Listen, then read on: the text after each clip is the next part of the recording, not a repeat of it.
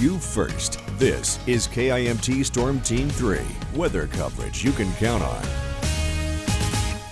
Welcome back, my friends, and it's true, we do track storms. We're tracking a few potential as we head later on into today. Right now, kind of watching as the atmosphere stays pretty unstable, and especially in those areas where we're getting a little more of the sunshine. Looking good over Mason City. In Rochester, I know it's a little difficult to see, but there are a few little raindrops coming down. It's very picky choosy. I just stuck my head outside here at the studio. No rain here, so we are seeing very isolated areas, but those isolated areas will become more widespread as the day continues on. So let's talk about it. Satellite and radar here showing that most of the activity that over the last 3 hours has been further on to the west, kind of developing, moving eastward, hitting some of our more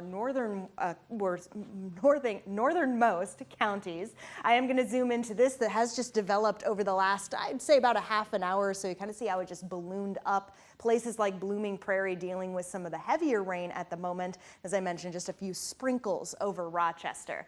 This is the kind of activity that we will be watching for, especially in the areas with that sunshine. We're already seeing some evidence of it. Just over the last couple minutes, I'd say, we've started to see all of this begin to bubble up. Very summer-like storms, fitting because it is the first full day of summer here on this Friday. Current dew points and temperatures also kind of beckon for it. In Mason City, we are at 83 degrees right now with a dew point of 73, downright tropical. 73 dew point in Austin at 81 degrees.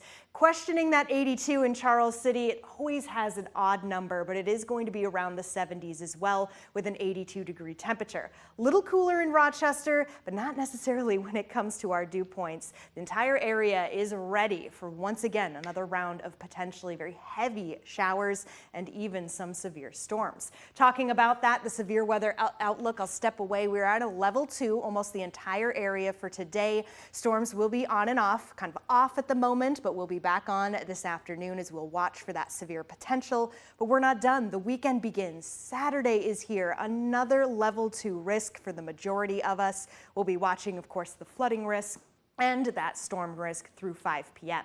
All right, Sky Tracker 3, a little messy at the moment, and will continue to be so, but it's just a good way of kind of estimating when we could see some of this flare up. This is around 2 p.m., not too long from now. That little band that we saw going through places like Blooming Prairie, kind of ballooning into something a little potentially heavier. It doesn't end there. By 5 p.m., a lot of this activity starts to aim for the southern portion of our area, south of I-90, looking at North Iowa, getting a lot of rainfall from this. Now, these numbers have changed, but they are still on the higher side, especially for places like Mason City, Elma. This is a look basically from now until 11 p.m. Saturday. That number, that 6 inches that we're seeing, is the reason why this flood watch will remain in effect from now until Saturday as we watch the river flooding potential.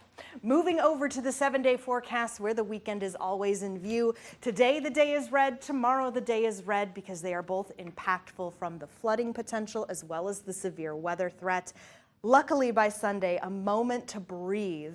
We can get out and about, enjoy the sunshine before more rain returns next week. All right, thanks for the update, Sarah.